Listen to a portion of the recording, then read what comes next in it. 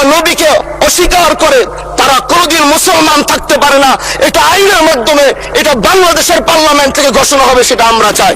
মাননীয় স্পিকার, আরেকটি কথা আপনি জানেন, আমরা আমাদের নবীকে সবচেয়ে বেশি ভালোবাসি, যিনি আখিরি নবী, যাকে বলা হয়েছে ওয়ামা আরসালনাকা ইল্লা রাহমাতাল লিল আলামিন। আমরা বারবার দেখছি কিছুদিন পর পর কারা যেন কিভাবে এসে আল্লাহ নবীর শানে কটূক্তি করে, নবীকে নিয়ে অশ্লীল ভাষায় গালিগালাজ করে, নবীর শানে কটূক্তি করে। এই আন্দোলন, এই সংগ্রাম করতে গিয়ে আপনিও মাননীয় স্পিকার দেখেছেন, রাস্তাঘাটে আন্দোলন করতে গিয়ে কত মানুষ মৃত্যুবরণ করেছে। যদি একবার বাংলাদেশের আইনে, কারণ মুসলমান যদি আমাদের বাংলাদেশের পার্সেন্টেজ অনুযায়ী আমাদের অবশ্যই মুসলমানদের সংখ্যা এই দেশে অনেক বেশি। আমরা তো অন্য কিছু চাচ্ছি না। এই দেশের মানুষ নামাজ না পড়লেও যদি কেউ নবীকে কটূক্তি করে তার কলিজা ছিঁড়ে যায়, সে রাজপথে নেমে যায়। আমি বলবো যারা নবীকে কটূক্তি করে, নবীর নামে গালিগালাজ করে, এদের মৃত্যুদণ্ড, এই আইনটাও যেন বাংলাদেশের এই সংসদ থেকে পাশ করা হয়। হযরত মোহতারাম হানজালা সাহেব, আপনার উদ্দেশ্যে কয়েকটি কথা আমি অদম বলতে চাচ্ছি। সে কথাগুলো হচ্ছে, আপনি আমার দয়াল নবীর শান ও মান অতি সুন্দরভাবে আপনি উপস্থাপনা করেছেন।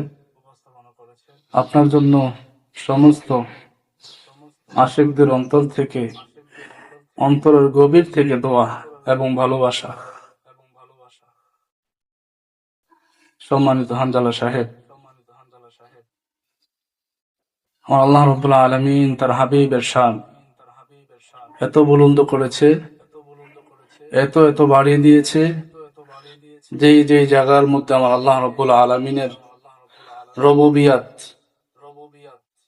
বিরাজমান, সেই সেই জায়গার মধ্যে তার হাবিবের রহমত বিরাজমান। আমার আল্লাহ রাব্বুল আলামিন তার হাবিবের শান এতই বুলন্দ করেছে, এবং যোগে যোগে যারা আল্লাহ এবং তার হাবিবের শান ও মান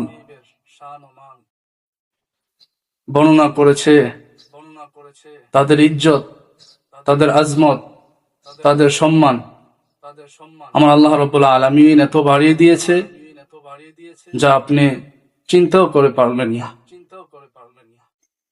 তো পরিশেষে আপনাকে এটাই বলবো, যদি আপনি মন থেকে নিজের হৃদয়ের ভালোবাসা নবীর প্রতি রেখে